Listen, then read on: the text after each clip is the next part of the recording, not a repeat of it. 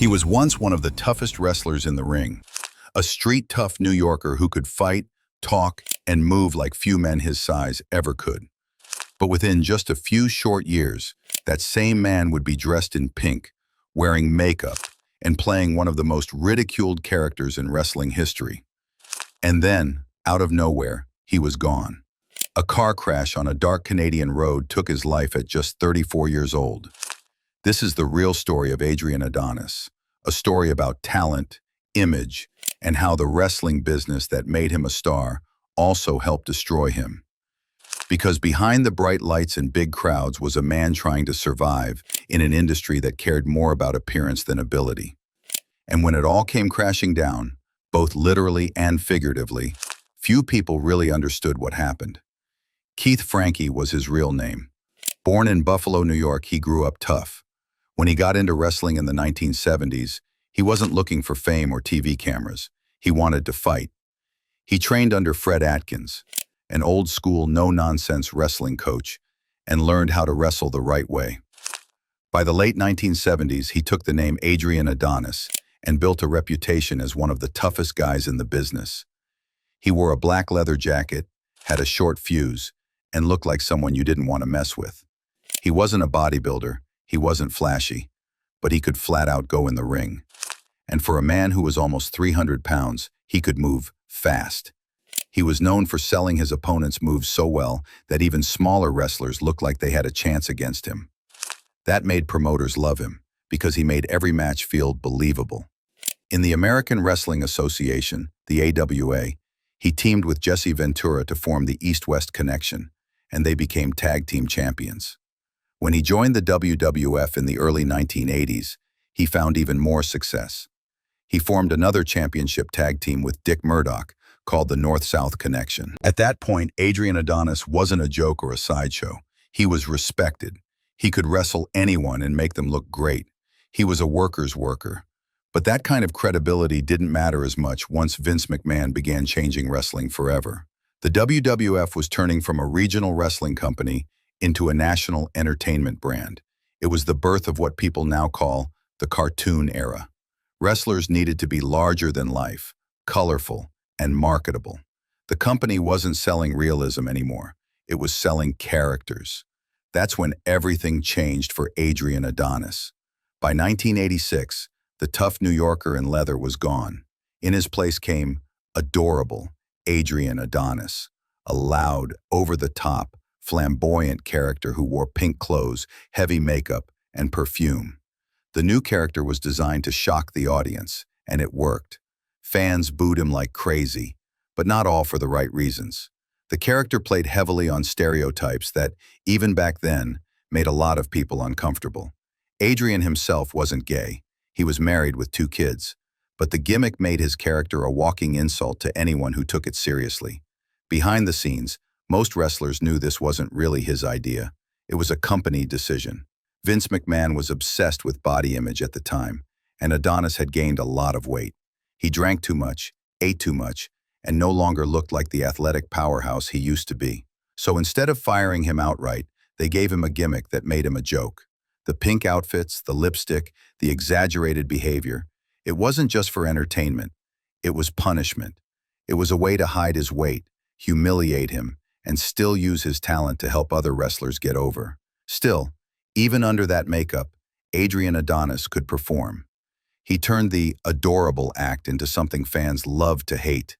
He knew how to get reactions, and his feud with Rowdy Roddy Piper became one of the biggest storylines in wrestling. The two faced off at WrestleMania 3 in 1987, in front of more than 90,000 fans at the Pontiac Silverdome. It was a hair versus hair match, and the crowd went wild. Piper won, and after the match, Brutus Beefcake came out to shave Adonis's head. That single moment not only ended the adorable gimmick, but also launched Brutus Beefcake's new career as the Barber.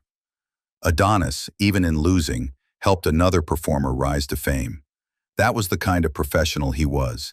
He could make others look good even when he was being written off. But behind the curtain, things were falling apart. Just 2 months after WrestleMania 3, Adrien Adonis was fired. The official reason given was dress code violations.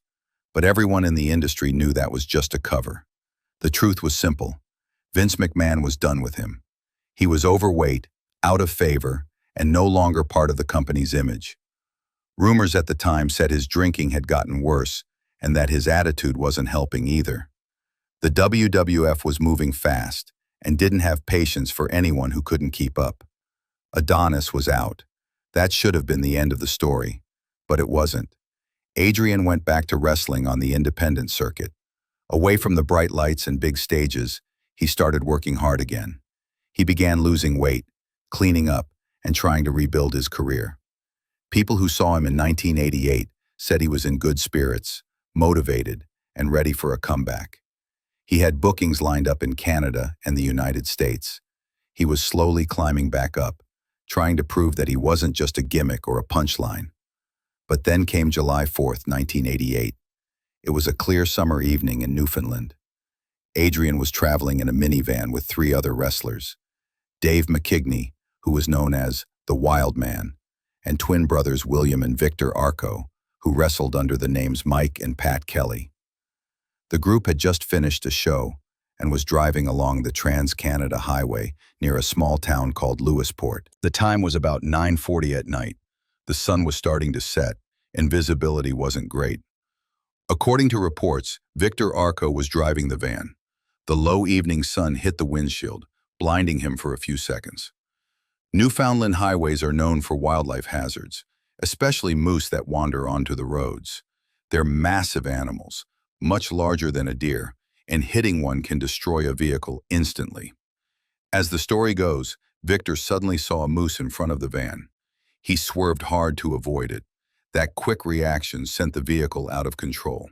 The tires screeched as the van crossed the edge of the road, broke through a barrier, and plunged off a small bridge into a body of water known locally as Indian Arm Brook. The impact was devastating. The van hit the water hard and flipped. Inside, chaos. No seatbelts, no time to brace. Just seconds of panic before the crash. Dave McKigney and Victor Arco died instantly. Their injuries were too severe. Adrien Adonis was still alive but unconscious, suffering from major head trauma. Rescuers tried to help, but the crash site was in a remote area, and help didn't arrive quickly. Adrian was pulled from the wreck, but his injuries were too serious. He died a few hours later. He was only 34 years old. The only survivor was Victor's twin brother, William Mike Kelly Arco. He managed to escape with severe leg injuries, but lived to tell the story. It was an unimaginable tragedy. In one moment, 3 lives were gone. 3 men who had spent years on the road entertaining people, all lost in a single accident. News of the crash spread fast through the wrestling world. Fans and wrestlers alike were stunned. Adrien Adonis had finally been getting his life back together. He had turned things around, lost weight, and was ready for another run in the ring. To die just as he was finding his footing again felt cruel and unfair. For those who knew him personally, it hit even harder. Adrian had always been a tough guy with a good heart. Beneath the loud gimmicks and ring antics was a family man who loved his wife and kids. He was survived by his wife, B. Frankie Hall, and their 2 daughters. He was later buried at Greenlawn Memorial Park in Bakersfield, California. Friends in the wrestling world paid tribute in their own ways. Roddy Piper, who had shared one of the most famous rivalries with Adonis, was especially heartbroken. Behind the scenes, they were close friends. Piper often said that Adrian was one of the best people he ever worked with. As a personal tribute, Piper wore the black leather jacket that Adonis had given him, the one from his old tough guy days, in the months after his death. It was his way of keeping his friend's memory alive. For the fans, Adrian's death was a painful reminder of how brutal the wrestling lifestyle could be. These were men who spent their lives traveling endless miles, chasing paydays, performing through injuries, and living out of suitcases. It was a world full of excitement, but also exhaustion, risk, and danger. The Lewisport crash became one of the darkest stories from that era. It didn't happen in front of cameras or under the bright lights.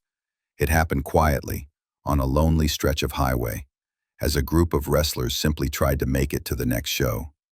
For Adrian, it was the final chapter in a life that had already seen so many highs and lows.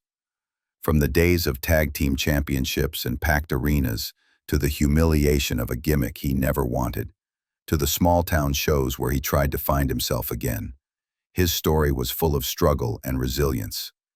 Even though he never got his second big break, his legacy lives on. He's remembered by many as one of the most underrated wrestlers of his time. He could make anyone look good in the ring. He understood storytelling, timing, and crowd psychology in a way that only great wrestlers do. And despite everything, the weight gain, the firing, the bad gimmick, he kept going, right up to the end. You know, every time I go back and look at Adrien Adonis' story, it hits me how unfair life can be. This wasn't just another wrestler who faded away. This was a guy who was trying to make things right. He had messed up, he had been humbled, and he was finally doing everything he could to turn things around. And then, out of nowhere, life just pulled the plug. Adrien Adonis is one of those names that doesn't come up enough when people talk about the old days of wrestling. And I get it. The 80s were full of huge stars, the kind of names that still echo today. Hogan, Piper, Savage, Warrior. Big characters, bright lights, big money. Adrian didn't fit that mold, especially near the end. But if you really take a minute to watch him, to see what he did in the ring, you realize the guy was special. I've always felt that what happened to Adrian was more than just a tragic accident. It was symbolic of what that era did to people. Wrestling back then was brutal, not just on the body, but on the soul.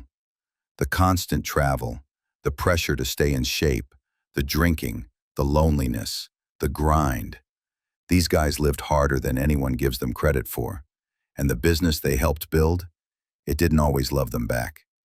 Adrian went from being one of the toughest, most respected wrestlers in the business to being turned into a joke on TV. I've always thought that was cruel. It's easy to laugh at the adorable gimmick now, but when you think about it, it was humiliating for a guy who had built his career on being the real deal. He didn't have a bodybuilder's look, and Vince McMahon's new world didn't have much space for guys who didn't fit that mold. But here's the thing that I respect about Adrian. He didn't just quit. He could have. A lot of guys did, but he decided to fight his way back. He dropped 100 pounds. He went back on the road. He worked tiny venues that didn't have lights or TV cameras. Just because he loved wrestling that much, that tells you who he really was. And that's why his death hurts so much. He wasn't on a downward spiral. He was coming back up. He was on the road again, chasing a comeback, doing everything right. And then, on a dark highway in Newfoundland, it all ended, just like that. It makes you think about how many wrestlers we've lost in ways that had nothing to do with the ring. Junkyard Dog died driving home from a show. Randy Savage had a heart attack behind the wheel. Bruiser Brody was stabbed in a locker room. So many of these guys didn't even get to grow old. They gave everything to wrestling, and in some way, it took everything from them too. When you see those old clips of Adrien Adonis, before the pink outfits, when he was just that tough guy in a leather jacket throwing punches that looked real, you can feel his intensity. He was believable. You looked at him and thought, yeah, that guy could knock somebody out. That's what wrestling used to be about. It wasn't all shiny lights and corporate polish. It was raw and rough and full of heart. And that's what Adrian brought to it. I think a lot of people don't realize how close he might have been to getting back on TV. By all accounts, he had lost the weight, cleaned himself up, and was trying to get another shot in a major promotion. That's what kills me about his story. He never got to see what that next chapter could have been. And when you listen to people who knew him talk, they don't remember the gimmick or the makeup. They remember Keith Frankie, the guy who helped other wrestlers get better, the guy who made everyone laugh in the locker room, the guy who loved his family. Roddy Piper never forgot him. After he died, Piper wore the same leather jacket that Adrian had given him. That wasn't for the cameras. That was for his friend. It's strange how the wrestling world moves on so quickly. Someone dies, there's a tribute, and then the show goes on. But when you dig deeper into these stories, It's hard not to feel connected to them. These guys were entertainers, yeah, but they were also human beings who lived hard and died young. Adrian's story reminds me that every character you see on screen has a person behind it. Someone who bleeds, who loves, who dreams. If you ask me, Adrien Adonis deserves more credit than he gets. He was one of those rare wrestlers who could make you laugh 1 second and believe in the fight the next. He didn't need to look like a superhero to make you care. He had heart, and that's something that never goes out of style. So yeah, when I think about him, I don't see the pink tights or the makeup. I see the guy who refused to give up, even when everyone else had written him off. And that's what makes him legendary to me. Not his titles, not his gimmicks, but his fight. If you made it this far, do me a favor.